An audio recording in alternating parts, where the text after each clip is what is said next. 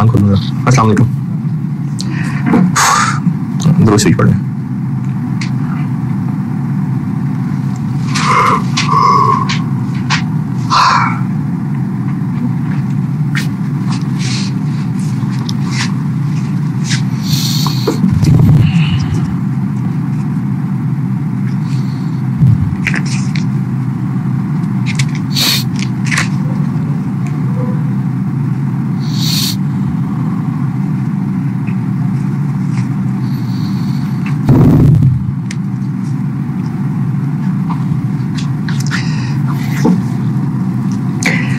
जब हमारा कोई करीबी इस दुनिया से जाता है ना, अगर आप लोग मैरिड नहीं हैं तो वालेन के बारे में हो सकता है, बहन भाई हो सकता है, और मैरिड हों तो स्पाउस और बच्चे, और तो तकलीफ होती है बहुत ज़्यादा, फितरी चीज़ है बिल्कुल।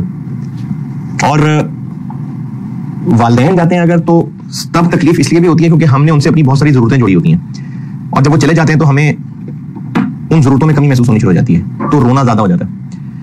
अच्छा, इसी तरह से इंसान उस वक्त जो है ना वो कुछ उल्टी उल्टी बातें भी कर रहा होता है कि काश ये ना होता और मैंने ये ना किया होता तो आज वो जिंदा होते। हमारा ये मान नहीं है, जिसने जाना है उसने जाना है, और इस बात पे यकीन रखना कि जिसने जाना है उस वक्त जाना ही जाना है, ये इनफैक्ट अल्लाह पे यकीन है, और उसका रिवॉर्ड ये है। बुखारी 6424 सैयदना अबू हुरैरा रज़ियल्लाहु अन्हु से रवायत है, रसूलुल्लाह सल्लल्लाहु अलैहि वसल्लम ने फरमाया, अल्लाह ताला फरमाता है मेरे मोमिन बंदे के लिए, मेरे मोमिन बंदे के लिए मेरे पास जन्नत के सिवा कोई जगह नहीं है कि जब उसका कोई अजीज दुनिया से उठा लूं और वो उस पर सवाब की नियत से सब्र कर ले। और इसी से कनेक्टेड एक और बताता हूं, बुखारी नंबर नहीं पढ़ा जा रहा मुझसे, 1302 शायद। अनस रज़ियल्लाहु अन्हु से रवायत है, नबी अकरम सल्लल्लाहु अलैहि वसल्लम ने फरमाया सब्र सदमे के आगाज में होता है। हाँ जी, आप क्या कह रहे थे?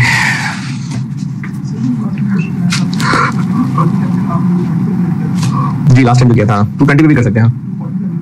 220 पे होगा, 220 पे होगा। कैश कितना दिया हुआ था? हाँ, तो 270 पे भी हो सकता है, 220 पे भी हो सकता है। वो ईयर 1 वाला 240 होगा, ग्रो करके किया होगा। अच्छा, लास्ट क्लास में ना मैंने free cash flow to equity का सवाल किया था, तो और करते हैं सवाल। Free cash flow to equity का ही एक और कर देता हूं। आप पढ़िए, जून 17 अटेम्प्ट का सवाल होगा। मैं बताता हूँ मेरी बुक में ये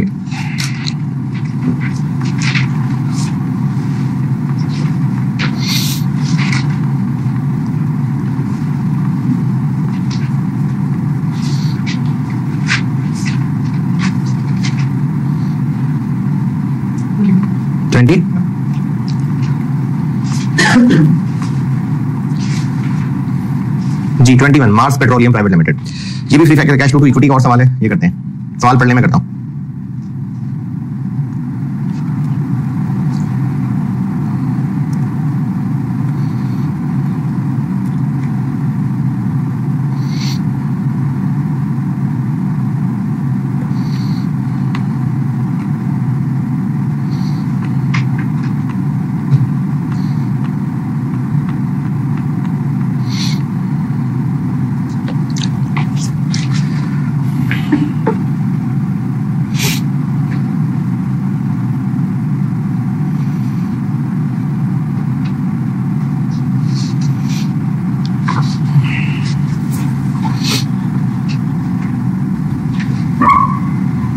वालेकुम अस्सलाम।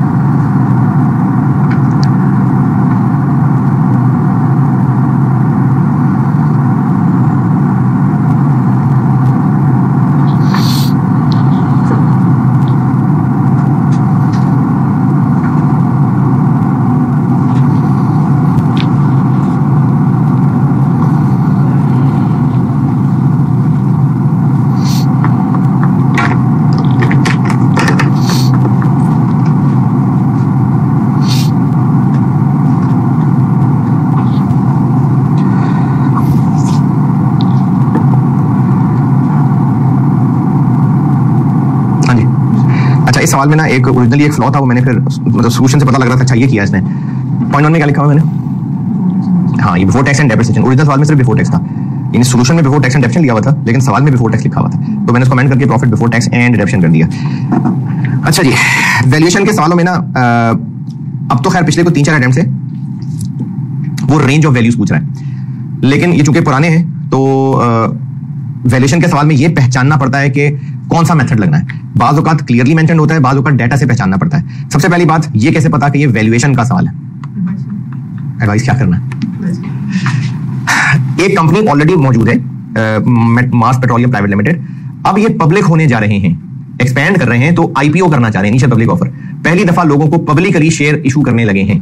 तो जब ऑलरेडी स्टैब्लिश्ड कंपनी जो कि सक्सेसफुल हो, प्रॉफिटेबल हो, और वो पब्लिकली शेयर्स ऑफर करने लगी है, तो क्या वो फेस वैल्यू पे ही इशू कर सकेंगे शेयर्स? नहीं, प्रॉफिटेबल है, पहले से स्टैब्लिश्ड है, तो वो महंगा शेयर इशू कर सकते हैं, लोग विलिंग होंगे खरीदने के लिए। कितना महंगा? इसके लिए इनको अपनी औकात कैलकुलेट करनी पड़ेगी कि इनकी वर्थ है कितनी। तो सवाल की रिक्वायरमेंट में लिखा हुआ है कि हमें कितने का एक शेयर लोगों को ऑफर करना चाहिए। Advise MPL about the IPO price, यानी हमें जो आईपीओ की प्राइस रखनी है वो हमने सजेस्ट करना है कि कितनी प्राइस रखनी है। तो कैसे सजेस्ट करेंगे? कंपनी की वर्थ कैलकुलेट करके। और सवाल के डेटा में ये कैसे पता चलाएं कि वैल्यूएशन का मेथड कौन सा लगेगा? मैंने आपको पी रेशो भी कराया, डिविडेंड मॉडल भी किया, फ्री कैश फ्लो भी किया। तो डेटा से क्या पता चल रहा है कि अच्छा, ये बात याद रख लें कि वैल्यू निकालने के लिए प्रेफर्ड तरीके फ्री कैश फ्लो और पी रेशो है। डिविडेंड मॉडल बेकार तरीका है। ये मॉडल होता है छोटे मोटे लोगों की सोच के साथ शेयर को वैल्यू करना। एसेट बेस्ड मेथड ये भी बिजनेस की सही वर्थ मालूम करने के लिए नहीं है, ये तो सिर्फ एक लिमिट होती है देखने के लिए कि अच्छा किससे कम में नहीं बेचना चाहिए। तो ज्यादातर जो अच्छे मेथड है वो पीई रेशो है और फ्री कैश फ्लो है। ये दो मेथड का टारगेट रखिएगा दिमाग में कि इनमें से कोई एक होगा। तो इनमें से ये कौन सा मेथड लग रहा है? एक तो इसमें आपको cash flow more than 1 year क्या अगले 5 साल की ग्रोथ बताई हुई है, तो वो तो प्रॉफिट का वर्ड यूज कर रहा है, कैश फ्लो का वर्ड तो नहीं यूज कर रहा। तो अगर वो मल्टीपल ईयर्स में ग्रोथ ला रहा है, पी रेशो में तो चाहिए नहीं होती, पी रेशो में प्रॉफिट चाहिए और पी रेशो चाहिए, तो मल्टीपल ईयर्स आ रहे हैं। फिर उसके अलावा ये कंपनी गियर्ड है कि अनगियर्ड है? इस कंपनी में डेट है या नहीं? नहीं है। The existing capital structure is as follows. तो कैपिटल और रिजर्व्स हैं, बस डेट किधर है? डेट तो नहीं है, तो ये इक्विटी फाइनेंस्ड ही है। तो जब ये इक्विटी फाइनेंस्ड है तो आपको केई का डाटा नीचे पॉइंट में अवेलेबल है, केई निकाल सकते हैं। Point number 5, point number 4, beta, RM, RF, केई निकालने का डाटा है। चूंकि ये कंपनी है ही इक्विटी फाइनेंस, तो इसमें तो केई ही होगा। तो मल्टीपल ईयर्स हैं, ग्रोथ की बात हो रही है, केई का डाटा है, तो इसका मतलब free cash flow to equity लगेगा। तो डाटा से पहचानना पड़ेगा कौन सा मेथड है। पी रेशो होता तो पी रेशो का डाटा होता, पी रेशो का डाटा कोई नहीं है, तो इसलिए मल्टीपल ईयर्स है, ग्रो कर रहे हैं, केई निकालने का तरीका है, तो इसका मतलब free cash flow to equity लगेगा। अच्छा, हम ये जानना चाह रहे हैं कि उन लोगों को एक शेयर कितने का ऑफर करें। अच्छा, वैसे तो मेरे ख्याल में इतनी मुश्किल बात नहीं है, लेकिन मुझे कभी कभी कंफ्यूजन हो जाती थी सवाल को जब शुरू में पढ़ता था, तो इसलिए हो सकता है आपके लिए कंफ्यूजिंग हो, इसलिए कह रहा हूं। हम उन लोगों को जो ऑफर करना चाह रहे हैं, जब कंपनी शेयर इशू कर देगी और पैसे आ जाएंगे, नहीं अच्छा नहीं बता सका। इस कंपनी की अभी इस वक्त नंबर ऑफ शेयर्स कितना है बैलेंस शीट में, एग्जिस्टिंग कैपिटल स्ट्रक्चर में? 200 मिलियन शेयर्स है। एक कितने का? फेस वैल्यू 1 की 10 है। कितने शेयर्स हैं अभी इस वक्त? जब कंपनी मजीद पैसा लोगों से रेज करेगी, यानी जब उनसे मजीद पैसे लेगी, तो वो लोग और पैसा बिजनेस में इन्वेस्ट कर देंगे। हम लोग free cash flow to equity, business की वर्थ जानना चाह रहे हैं, उसके फ्यूचर कैश फ्लोज को सामने रख के। फ्यूचर कैश फ्लोज, लोगों से पैसा आएगा और फिर वो पैसा इन्वेस्ट होगा, फिर जाके वो कंपनी कमा के देगी। लोगों से पैसा लेंगे, पैसा कहां से रेज होगा? आईपीओ से। फिर उस पैसे को इन्वेस्ट करेंगे, तो फिर उसके बाद सेल्स आनी है, जो सारे कैश फ्लोज दिए हुए हैं। तो हम जो फ्री कैश फ्लो इक्विटी से बिजनेस की वर्थ निकालने लगे हैं, फ्री कैश फ्लोज फ्यूचर वाले जो इस नए बिजनेस की ग्रोथ को लेके बनेंगे, तो उसका जो वैल्यू ऑफ इक्विटी का आंसर निकलेगा, लेट्स से 7,000 मिलियन, वो इतने शेयर्स की वर्थ होगी या नए शेयर इशू करने के बाद जो चीज बनेगी उसकी वर्थ होगी? हाँ, बस यही था कि बात सिंपल सी है, लेकिन कभी कभी ऐसी कंफ्यूजिंग हो सकती थी, इसलिए मैंने कहा है ये नए शेयर इशू करने के बाद जो चीज बनेगी उसकी वर्थ होगी। ठीक है, ओके। तो हम free cash flow to equity बनाते हैं। जून 17 सॉल्व कर रहा हूं।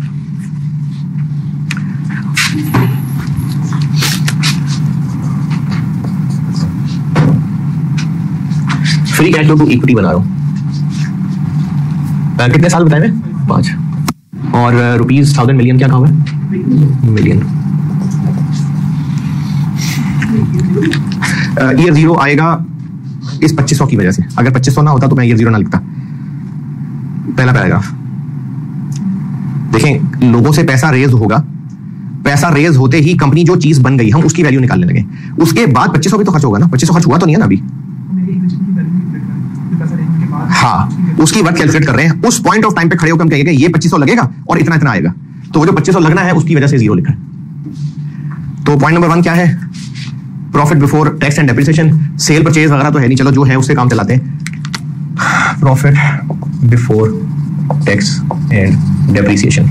और ये जो इस वक्त दिया हुआ है 1025, ये गुजरे हुए साल का है या पहले साल का, ईयर 1 का है जी? ये गुजरे हुए साल का है, तो हमें इसको अगले साल से ग्रो कराना पड़ेगा। कितना? 20%। तो हम कह देंगे कि LY इंटू 1.2 और इसको ग्रो कराते जाए। 1230 1476 1771 2125 255 जी।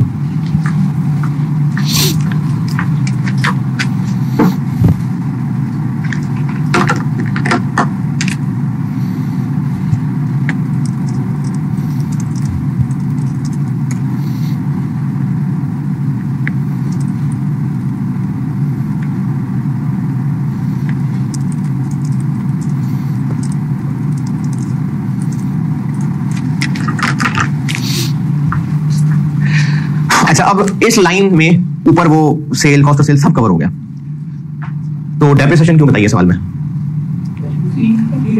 कैश फ्लोज के लिए, तो ये तो कैश फ्लो या डेप्रिसिएशन से पहले वाली फिगर है। टैक्स के लिए तो हम लोग डेप्रिसिएशन कर देते हैं माइनस। टैक्स के अलग चीज भी कर सकते हैं, लेकिन ये भी एक तरीका बताया था आपको।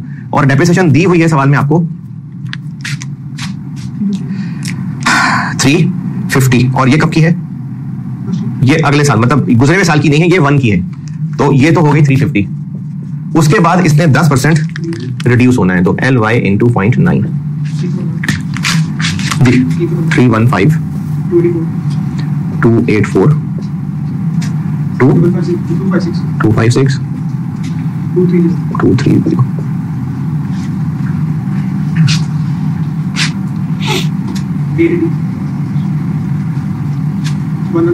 11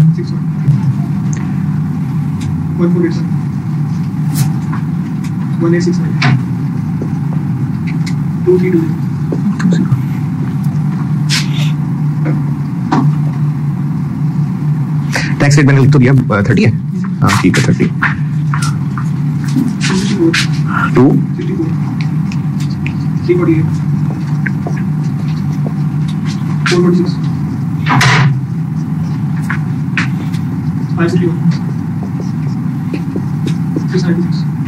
696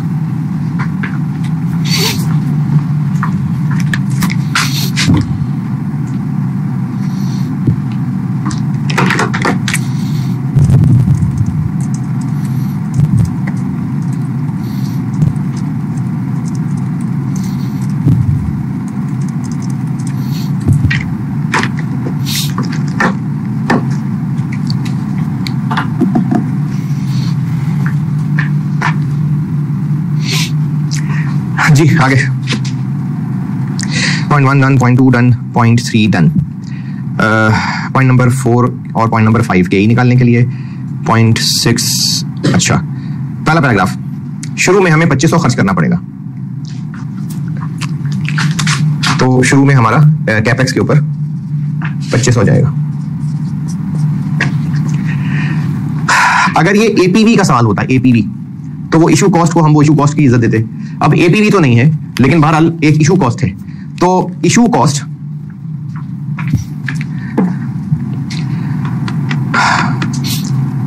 इस पैसे को रेज करने के लिए इसको हम कंसीडर करें कि ना कंसीडर करें? कंसीडर करें, क्योंकि हमें लोगों से जो पैसा रेज होगा, यानी जितने शेयर्स, जितने रुपए का शेयर इशू करेंगे, इशू कॉस्ट उसके बाद उसमें से माइनस होनी है।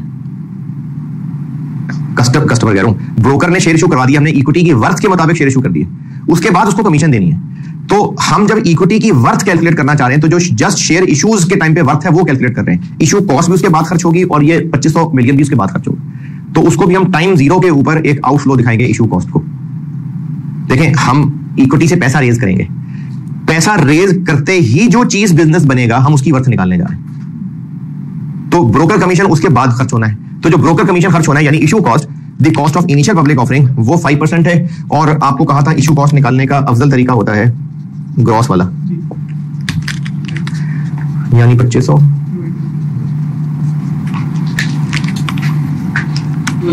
132। इनकी टैक्स अलाउबल डिडक्शन के बारे में सवाल में कुछ कहा नहीं है, तो हमारी मर्जी है कि हम इसके बारे में क्या अज्यूम करें।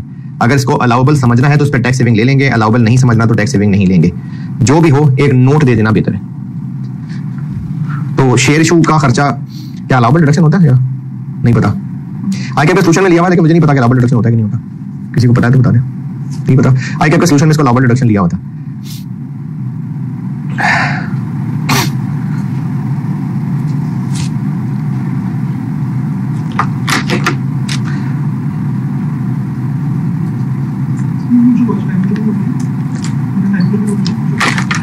क्योंकि शेयर इशू करेंगे अभी तो अभी ही इशू कॉस्ट आएगी ना, तो साल बाद थोड़ी आएगी,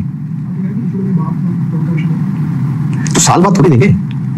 हमने नए शेयर इशू किए, पैसा रेज कर लिया, पैसा रेज करने के बाद 2500 मिलियन भी खर्च करेंगे, फौरन करेंगे ना, 2 साल बाद थोड़ी करेंगे, और साथ ही इशू कॉस्ट भी होगी, तो इसलिए दोनों जीरो पे आ गए।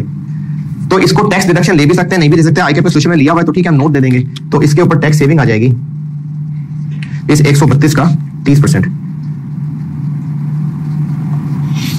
लेकिन साल एंड होगा तो रिटर्न आएगी, तो इधर 1 पे।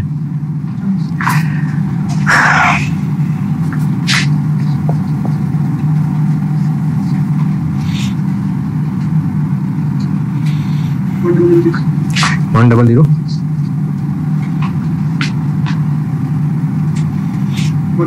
1128 1325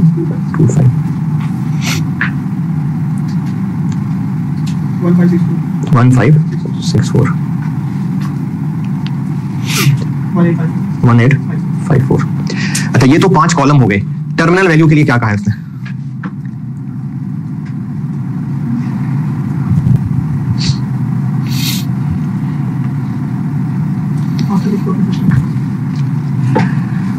पॉइंट नंबर 2, ग्रो करेगा 20%, आफ्टर विच स्टेबल हो जाएगा। स्टेबल हो जाएगा मतलब उतना ही रहेगा, कांस्टेंट रहेगा, यानी ग्रोथ नहीं होगी, ये सिंपल परपेचुटी होगी। तो टर्मिनल वैल्यू के लिए हम सिंपल परपेचुटी लगा देंगे।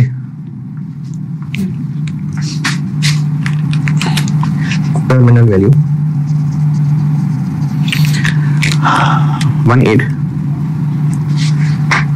1854 डिवाइडेड बाय सिंपल परपेचुटी लग जाएगी, तो डिवाइडेड बाय के, वो हमने निकालना है अभी। और फिर जो कैश फ्लोज आएंगे इनकी डिस्काउंटिंग होगी, तो के ही निकाल लेते हैं। जिस सेक्टर में हम जा रहे हैं वहां की कंपनीज का इक्विटी बीटा बताया हुआ है कितना? 9। और वहां की कंपनीज की एवरेज डेट इक्विटी बताई हुई है। डेट कितना, इक्विटी कितनी है? 60।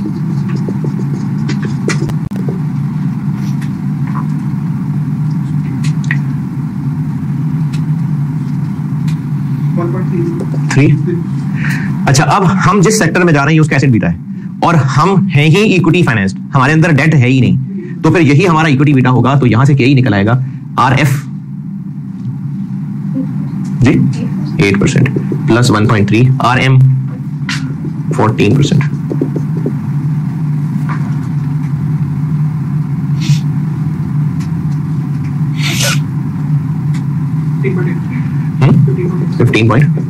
तो 15.8% के ही है, उससे ये टर्मिनल वैल्यू निकलेगी, उसी से इन सारे कैश फ्लोज की डिस्काउंटिंग होगी।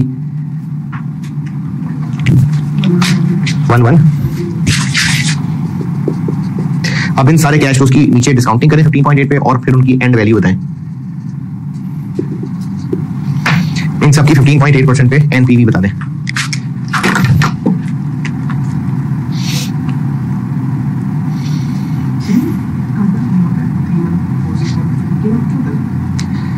इसका मतलब होता है काइबोर, अगर 3 मंथ काइबोर है तो उसका मतलब है कि अगर 3 महीने के लिए बोरो करना है तो ये वाला रेट है, रेट एनुअल है।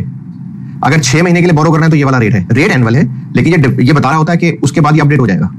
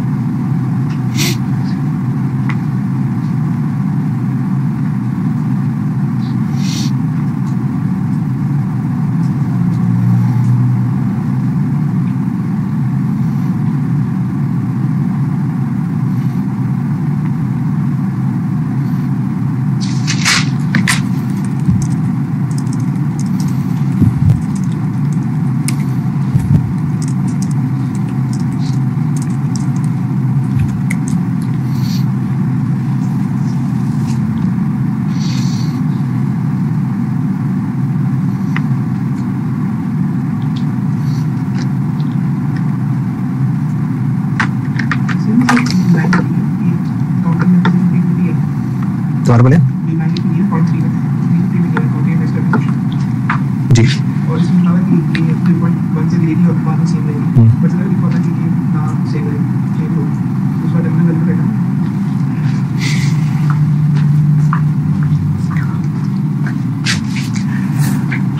अगर इसने मजीद गिरते रहना होता तो फिर ये ग्रोथ की बजाय डिक्लाइन हो रही होती, तो डिक्लाइन के साथ तो वैल्यू निकालने का कोई फॉर्मूला नहीं है, तो इसलिए इसको यहां के इन एनी केस रोकना था।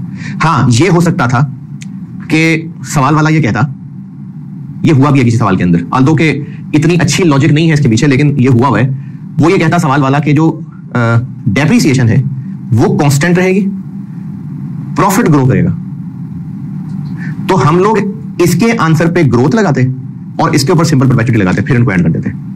दोबारा इसी सवाल में फर्ज करें, कहते हैं कि प्रॉफिट बढ़ेगा, डेप्रिसिएशन उतनी रहेगी, तो हम लोग दिस माइनस दिस करके कितना आंसर आ रहा है, 1600 कुछ आ रहा है। 1600 पे ये वाला काम करते, 1600 1 प्लस ग्रोथ रेट, जितना भी ग्रोथ रेट होता के माइनस जी, और डेप्रिसिएशन कांस्टेंट रहेगी, तो इस 230 को हम अलग से ऐड करते सिंपल परपेचुइटी वाला सवाल आंसर फार्मूला लगा के, यानी 1800 के ऊपर ये फार्मूला लगाने की बजाय 1600 पे ये लगाते, 230 पे ये लगाते। ये किसी सवाल में हुआ भी हुआ ऐसे, किसी ने डेप्रिसिएशन कांस्टेंट करवा के बाकी पे ग्रोथ लगवाया था, पर टर्मिनल वैल्यू ऐसे निकलती। डिक्लाइन होता जाता पता नहीं कि डिक्लाइन वाले को कैसे काउंटर करते।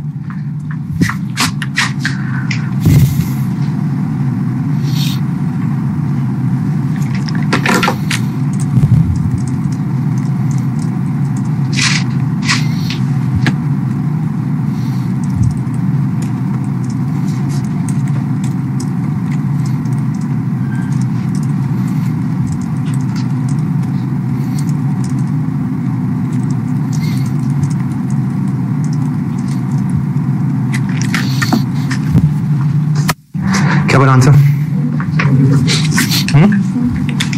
7326।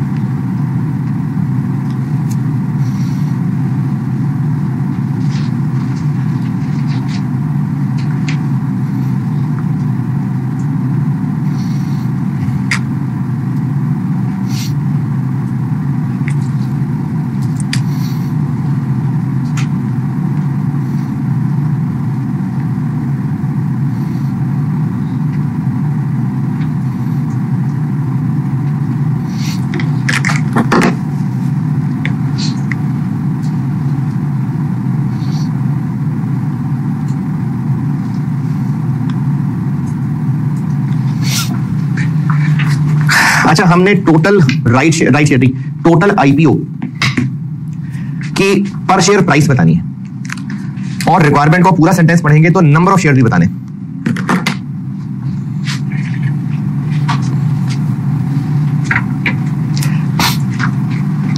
नंबर ऑफ शेयर्स भी बताने हैं जो हम ऑफर करेंगे, और एक कितने का ऑफर करेंगे ये भी बताना है।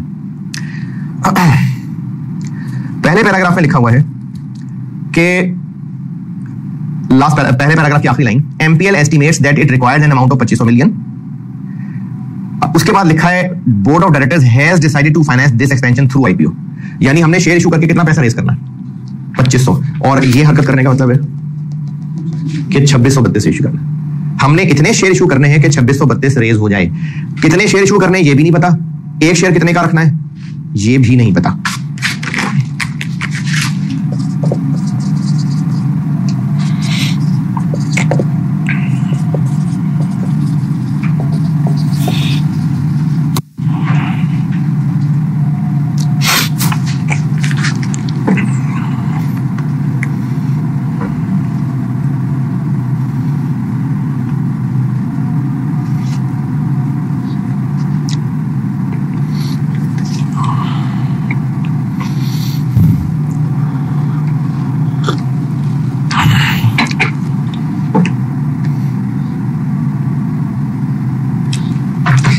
अच्छा, हमें एक्स और वाई दोनों नहीं पता, ये दोनों ही पूछे हमसे, कितने का शेयर इशू करना है और कितने शेयर इशू करने हैं, दोनों बातें पूछी हैं। तो अब तो ये दो अननोन आ गए, लेकिन हमें इस वक्त जो पता है वो ये है कि जब ये शेयर इशू हो जाएंगे उस वक्त इक्विटी की टोटल वर्थ कितनी हो जाएगी 7326 मिलियन। और अगर हम ये जानना चाहें कि इतने रुपए वर्थ की टोटल इक्विटी होगी तो एक शेयर कितने का होगा, डिवाइड बाय शेयर्स कितने पुराने, सिर्फ नहीं दोनों, 200 पहले है, y और हो जाएंगे, ये होगी x।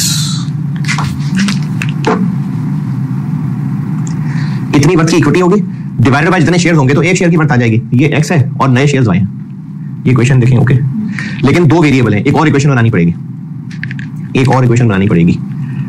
हमने कितने पैसे रेज करने, 2632, कितने शेयर इशू करके, कितने शेयर और इशू करके, y कितने का इशू करके, x, यानी x इंटू वाई कितना होगा, ये दो इक्वेशन आ गई।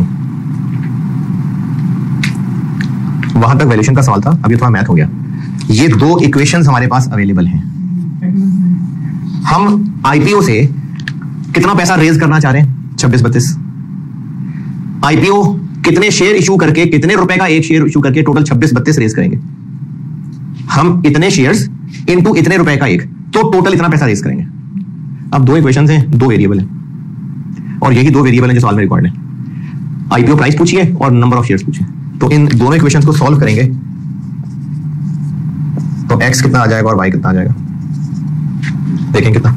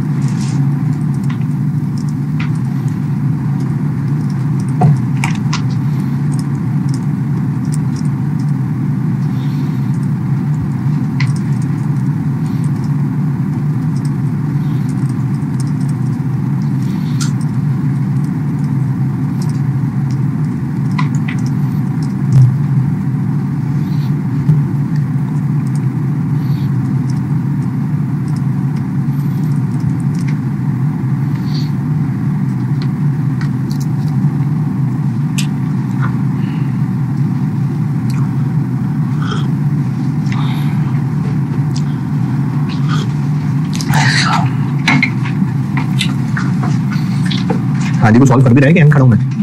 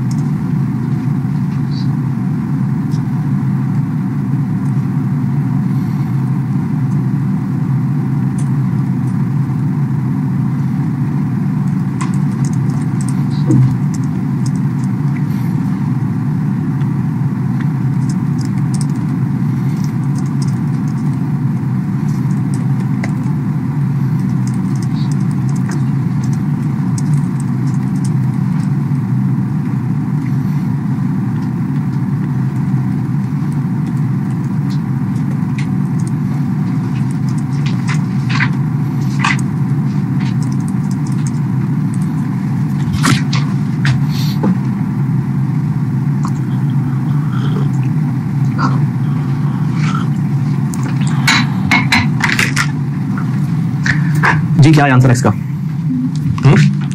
23 पहले चले। और वाई का आंसर 11 2 मिनट। ये पार्ट ए है।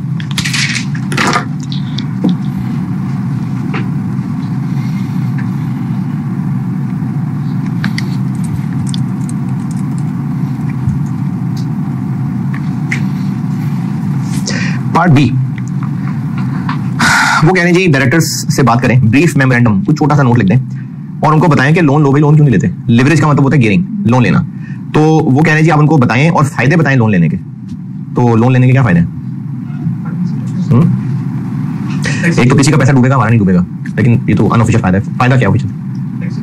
टैक्स सेविंग होगी। इक्विटी, एक तो इक्विटी महंगी होती है, डेट सस्ता होता है, डेट पे टैक्स सेविंग मिलेगी, और डेट सस्ता होने की वजह से कॉस्ट ऑफ कैपिटल कम हो जाएगा, वैल्यू ऑफ बिजनेस बढ़ जाएगी। तो ये 3 नंबर में इतनी अंग्रेजी बहुत है। अच्छा, अब एक सवाल ना है, तो ये बहुत पुराना सवाल, इस तरह के सवाल बातें भी नहीं है, लेकिन एक कैलकुलेशन बताना चाह रहा हूं, उसके लिए ये मुनासिब सी प्रैक्टिस है। आप आइएगा, मेरी बुक में सवाल होगा शुरू में ही, तीसरा चौथा ही सवाल होगा। ये मुझे एक किताब से सवाल मिला था और कोई ऐसी जगह सवाल था शायद, और आईकेएम ने फिर इसकी कॉपी भी की थी 2010 में। तो मैं आपको कॉपी वाला नहीं, ओरिजिनल वाला सवाल दिखाता हूँ। छोटा सा एक टू द पॉइंट सवाल है, लेकिन एक दो फार्मूले जरा उससे अच्छे प्रैक्टिस हो जाएंगे, इसलिए कर रहा हूं मैं। मेरी बुक के शुरू में होगा, मतलब इस चैप्टर के शुरू में, question 3, cohort limited, finance director of cohort limited. पढ़िए, करता हूं।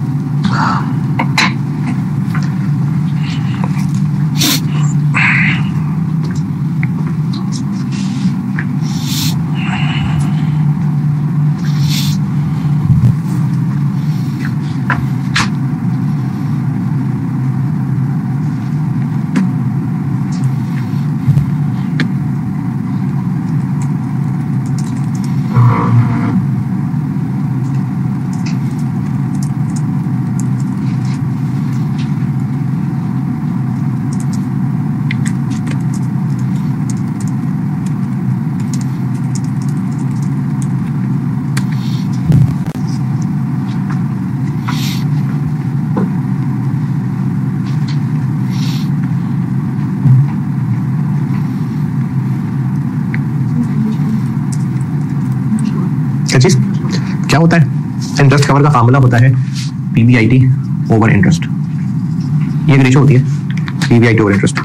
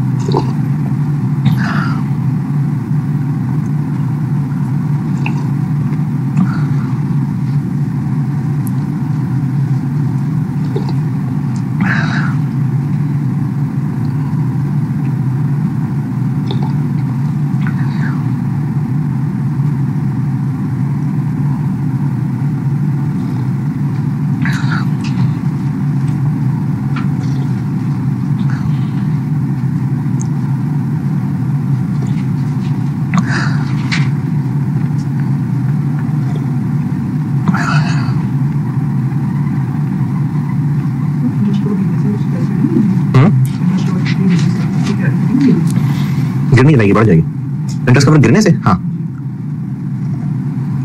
जी, पढ़ ले तो मैं करूँ।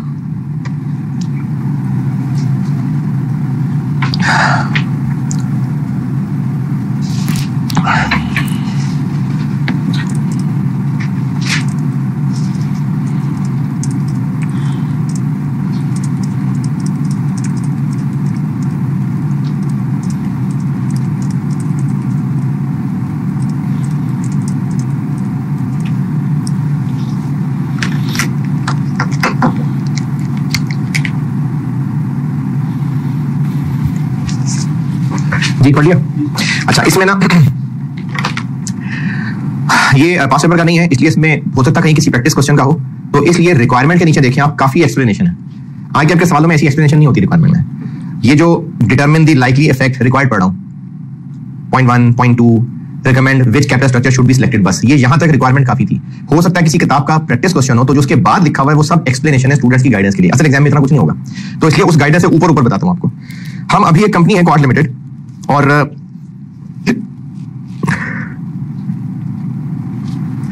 अभी इस वक्त हम ए रेटेड है, और जस्ट जो साल गुजरा है उसकी आपको कुछ रेलिवेंट इंफॉर्मेशन दी हुई है। अभी इस वक्त हमारे बिजनेस की वर्थ 458 मिलियन इक्विटी की वर्थ है और 305 डेट की वर्थ है। यानी अभी इस वक्त की आपको वैल्यू भी बताई हुई है, बीटा बताया हुआ है, आरएफ आरएम का डेटा भी अवेलेबल है, और अभी इस वक्त कंपनी के जो हालात हैं उनमें ये ए रेटेड है, और गुजरे हुए साल का कुछ डेटा दिया हुआ। कंपनी बस सिर्फ ये चेक करना चाह रही है, बल्कि एक्चुअली एग्जामिनर आपसे चेक करवाना चाह रहा है कि अगर हम कंपनी की गियरिंग चेंज करें,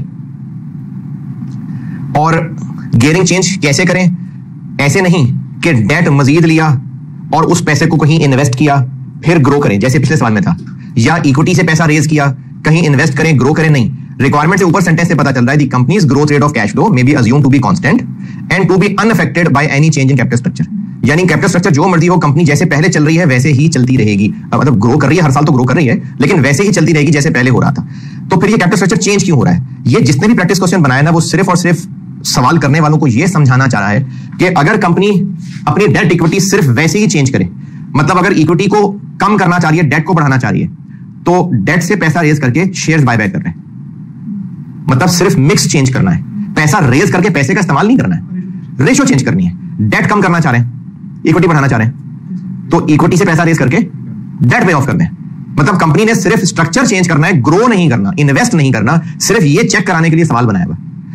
सवाल में कहीं ऐसी बात भी नहीं है कि पैसा रेज करके कहीं इन्वेस्ट करना है, पिछले सवाल में तो था, कहीं इन्वेस्ट भी नहीं करना, एक्सपेंड भी नहीं करना, सिर्फ गियरिंग चेंज करनी है। और सवाल वाला आपसे सिर्फ पूछना चाह रहा है कि अगर हम गियरिंग चेंज करें तो बताएं कंपनी के कॉस्ट ऑफ कैपिटल और corporate value of the company, मतलब पूरी पे क्या फर्क पड़ेगा, किससे कंपेयर करके फर्क जो अभी है। तो हमें एक्चुअली 3 वैल्यूज और 3 वैक निकालने हैं, एग्जिस्टिंग, 80-20 पे और 40-60 पे। एग्जिस्टिंग निकालना क्या है? एग्जिस्टिंग तो कहें कि दिया हुआ है, वैल्यू दी हुई है, वैक निकालना पड़ेगा।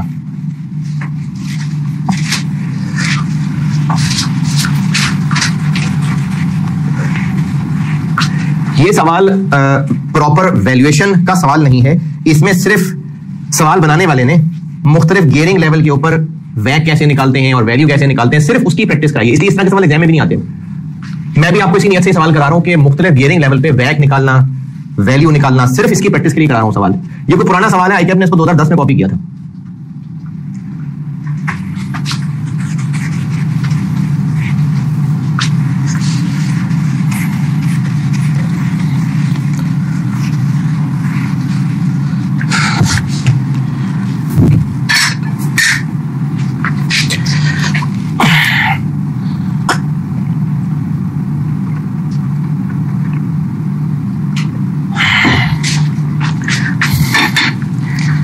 ये मेरी बुक में है प्रैक्टिस क्वेश्चन 3।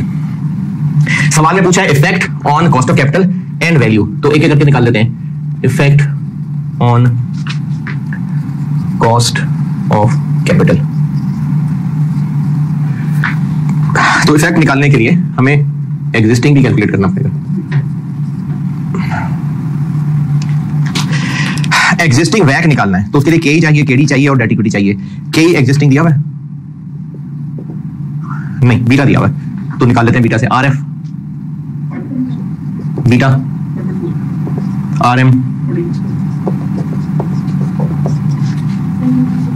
17.4। केडी निकालने के लिए डेट क्या है बिजनेस के पास, कोई डिवेंचर है जिनमें का कोई आईआरआर निकालना है, क्या है ऐसा कुछ? नहीं, डेट क्या है? डिवेंचर है, कोई उसकी रिडेम्पशन बताई हो, केडी है ना, तो मैं आईआरआर निकालना पड़ सकता है। तो क्या है डेट? कोई कहा है कि डिवेंचर है, और बस सिर्फ इतना कहा हुआ है कि cost of long term debt इतनी है, तो हो सकता है फिर बैंक लोन्स हो, वरना अगर देखें केडी कैसे निकालते थे, फ्यूचर कैश फ्लोज उसका आईआरआर निकालते थे मार्केट वैल्यू को 0 पे रख के। तो यहां तो कोई है ही नहीं कि रिडीम कब होगा और कितना कूपन होगा। तो इसमें सिर्फ आपको पहले जो टेबल दिया हुआ है उसमें cost of long term debt मतलब इंटरेस्ट रेट दिया हुआ है। तो हो सकता है कोई बैंक लोन ही हो सिर्फ। अभी इस वक्त हम कितना रेटेड हैं, ए, यानी हमें इस वक्त 9% इंटरेस्ट पड़ा करता है। तो 9% को नेट ऑफ टैक्स कर देते हैं। टैक्स कितना 36.3।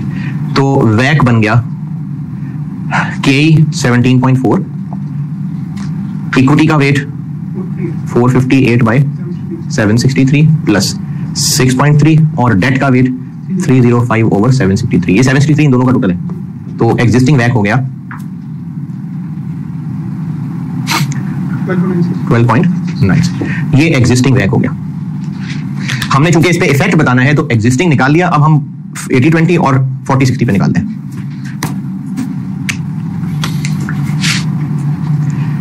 पहली सिचुएशन क्या है, 80 इक्विटी ना,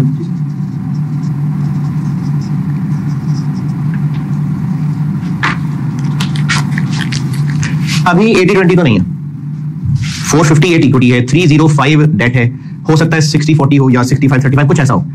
80 इक्विटी नहीं है। तो अब अगर डेट 20 पे जाएगा तो क्या फर्क पड़ेगा, गियरिंग चेंज होने से क्या फर्क पड़ेगा। पहली लाइन से शुरू करते हैं, इस पे क्या फर्क पड़ेगा, गियरिंग चेंज होने से कहीं पे क्या फर्क पड़ेगा, क्यों, इक्विटी ज्यादा रिस्की नहीं, डेट कम हो जाएगा, रिस्क कम हो जाएगा, तो कहीं कम हो जाएगा। न्यूमेरिकली क्यों चेंज होगा, क्योंकि बीटा इक्विटी होता है। ये गियरिंग चेंज होगी तो इक्विटी बीटा चेंज हो जाएगा। कैपम में इक्विटी बीटा इस्तेमाल होता है, तो अगर गियरिंग चेंज होगी तो इक्विटी बीटा चेंज हो जाएगा, इसलिए केई चेंज होगा, केडी चेंज होगा। हाँ, जब कंपनी में गियरिंग चेंज होगी, कंपनी का रिस्क बदलेगा तो रेटिंग भी चेंज हो सकती है। तो इसलिए इंटरेस्ट रेट 9 से कम होकर 8 पे जा सकता है। तो हमें इस नई गियरिंग के ऊपर केई भी नया निकालना पड़ेगा, केडी भी नया निकालना पड़ेगा और वैक भी नया निकलेगा। केई कैसे नया निकलेगा, नया इक्विटी बीटा कैसे निकालें,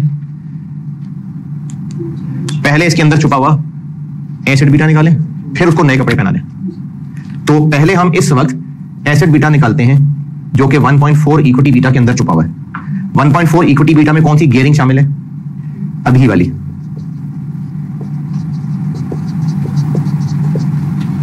ये अभी वाला बीटा है। देखें, ये इक्विटी बीटा जिस वक्त का होता है ना, ये वो वाली गियरिंग होती है। ये काम जब पीछे हम प्रोजेक्ट स्पेसिफिक डिस्काउंट रेट निकालते थे, तो अगर हम इंडस्ट्री का इक्विटी बीटा यूज कर रहे होते थे तो इंडस्ट्री की डेट इक्विटी होती थी। अगर हम प्रोजेक्ट स्पेसिफिक इक्विटी बीटा निकालना चाह रहे होते थे तो गियरिंग भी प्रोजेक्ट स्पेसिफिक होती थी। इस फार्मूले में जो इक्विटी बीटा लिखा है उसी की गियरिंग लिखी होती है। तो ये एग्जिस्टिंग इक्विटी बीटी है, इक्विटी बीटी क्या बोला मैंने, इक्विटी बीटा, तो फिर गियरिंग भी एग्जिस्टिंग वाली है। तो एसेट बीटा क्या निकला, पॉइंट, इसको नए कपड़े पहना दें,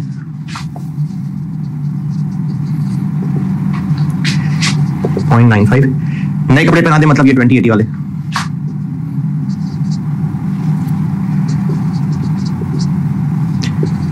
ये ठीक है, इसका मैंने उल्टा तो नहीं लिख दिया,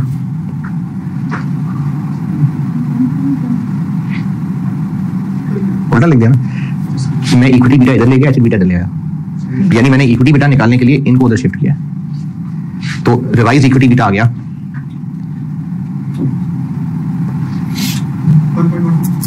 1.12। तो फिर रिवाइज्ड के ही हो गया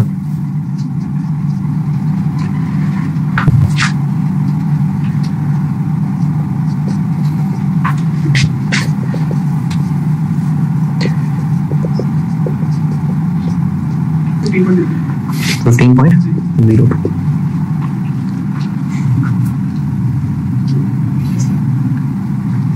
इधर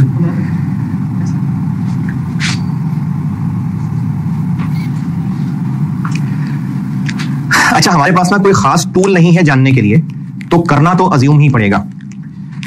इसी से आगे चल रहा हूं, assuming that decreasing the debt will result in improvement of credit rating from A to AA। देखें, डेट अभी 2080 तो नहीं है ना, जब हम 20 करेंगे, चेक कर लें ये कितने % बनता है, अभी डेट 40 है, तो 40 से हम 20 पे जाएंगे तो गियरिंग कम होगी। जब गियरिंग कम होगी, कंपनी में बोझ कम होगा, कंपनी में रिस्क कम होगा, तो कंपनी की क्रेडिट रेटिंग बेहतर हो जाएगी। तो हमें इस अजम्पशन पे ही चलना पड़ेगा कि रेटिंग बेहतर हो जाएगी, इसलिए केडी 9 की बजाय 8 हो जाएगा, 5.6। अच्छा, इस सवाल के सोल्यूशन में था और आईकैप ने भी इसको यूज किया हुआ था, इसलिए सिर्फ जबरदस्ती के जस्टिफिकेशन के लिए बता रहा हूं, वरना ये कोई इतनी अच्छी बात नहीं है जो मैं बता रहा हूं। ये जो मैं बात बताने लगा हूं ये कोई बहुत सॉलिड बात नहीं है, लेकिन बस जबरदस्ती की जस्टिफिकेशन है। अभी इस वक्त डेट 40 है, जो अभी डेट है वो 40% है। रिवाइज्ड डेट कितना हो जाएगा? 305 मिलियन। 40 है तो 20 कितना हो जाएगा? 153। और रिवाइज्ड इंटरेस्ट कितना हो जाएगा? 153 इंटू, अगर हम 8% मान लें तो 12 मिलियन। तो रिवाइज्ड इंटरेस्ट कवर कितना हो जाएगा? पीबीआईटी कितना है? PBIT divided by 12, 7.5। और डबल ए रेटिंग का टारगेट, डबल ए रेटिंग की शर्त क्या है? Interest cover more than 6.5। तो बस साबित हुआ कि ये डबल ए रेटिंग में फॉल कर जाएगा, क्योंकि इसकी इंटरेस्ट कवर बेहतर हो जाएगी। लेकिन इस साबित करने के लिए तो हमें 8% ही लेना पड़ा ना, तो इसलिए ये इतनी अच्छी डेरिवेशन नहीं है, लेकिन बहरहाल एक डेरिवेशन है कि वो क्यों डबल ए रेटेड में चला जाएगा, क्योंकि इसका इंटरेस्ट कवर इंप्रूव हो जाएगा। तो अब जब नया केडी निकल आया तो नया वैक आ जाएगा, के 15.0% इक्विटी का वेट प्लस केडी 5.6% डेट का वेट।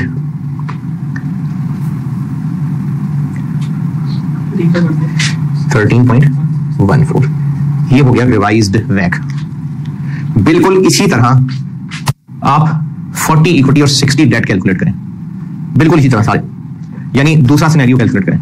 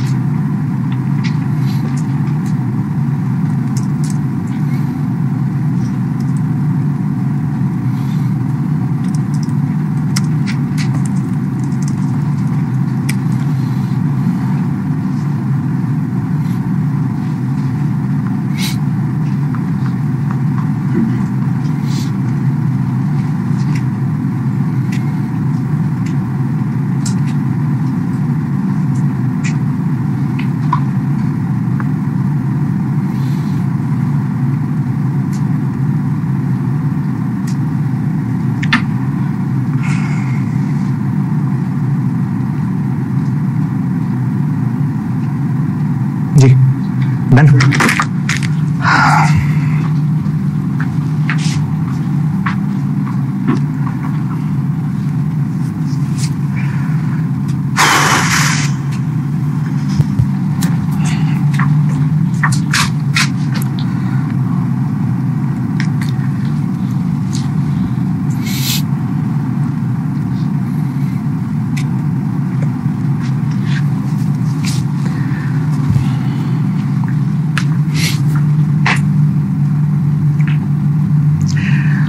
क्या आंसर आया?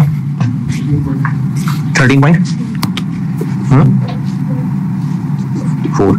तो इफेक्ट क्या है कि अगर इस डेट पे जाएंगे इस गियरिंग पे तो वैक यहां से यहां तक पहुंच जाएगा, और अगर इतने डेट पे जाएंगे तो वैक यहां से यहां पहुंच जाएगा। बस ये इफेक्ट। तो ये हो गया effect on cost of capital. ये सवाल मेनली मैंने इसके लिए करवाया था, वैल्यू निकलवाने के लिए नहीं कराया था सवाल, वैल्यू एक फार्मूले से निकली हुई है बस। मेनली ये सवाल मैं आपको इस कॉस्ट ऑफ कैपिटल के लिए करवा रहा था, बस ये बहुत है सवाल। चलिए 51 में मिलते हैं, ठीक है।